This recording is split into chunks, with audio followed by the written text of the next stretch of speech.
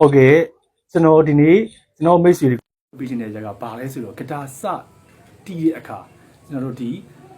ကိုဘာသာကိုလေ့လာတဲ့အခါ self starting လုပ်တဲ့အခါမှာအခုကျွန်တော်ပြမယ်ပုံစံမျိုးမတီးမိစေဘာလို့ဆိုတော့ကျွန်တော်တို့ကိုယ့်အကိုလေ့လာတဲ့အခါမှာကျွန်တော်တို့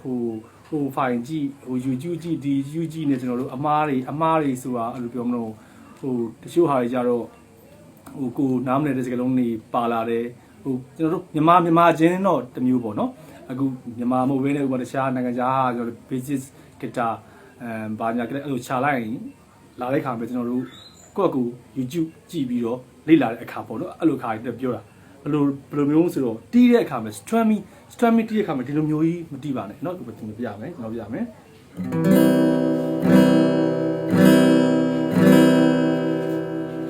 အဲ့ဒါကြောင့်ကျွန်တော်တို့တီးတာမဟုတ်တော့ချစ်ချတာဖြစ်သွားပြီလူကြီးချစ်ချတာတကယ်ကျွန်တော်ဆိုရတဲ့ဘောကဘာလို့ဆိုတော့တီးခိုင်းတာရေတနေတီးချလိုက်ပါ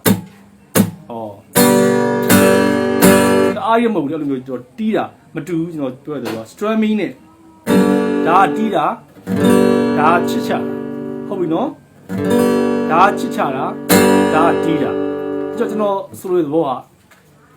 ကဒါတီးပြီးတော့လေ့လာတဲ့အခါမှာတီးဖို့ဒီလိုမျိုး strumming တီးဖို့တီးတဲ့အခါမှာဒီလက်ကောက်ဝတ်လေးကိုပဲကစားပါဒီလက်ဖြန်ကြီးကိုဒီတစ်ခုလုံးကြီးဒီလိုမျိုးကြီးမကစားပါနဲ့ဒါလေးပဲနော်ဒီ rig လေးပဲကစားမယ်ဒါလေးပဲအဲ့ဒါကိုချိုးကကျွန်တော်တို့အမှတ်မှားပြီးတော့ကျွန်တော်တို့ဟဲ့လိုမျိုးတီးရတာ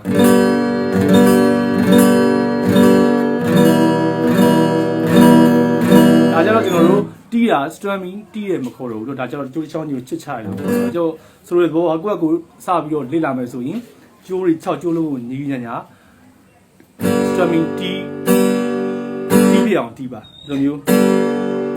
ဟုတ်ပြီနော်ဒီလိုမျိုးလုပ်ပါမယ်မချစ်ချပါနဲ့တီးပါလက်ဖြံအားယူမသုံးပါနဲ့လက်ကောက်ဝက်ကိုသုံးပါဒီမျိုးကြီးလောက်ပါနဲ့ကျွန်တော်ဒီဒါလေးကိုသုံးပါနော်ဒီမှာ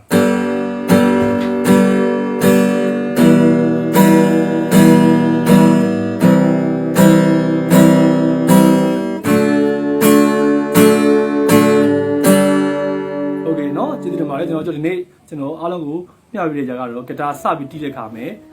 ခက်တာနဲ့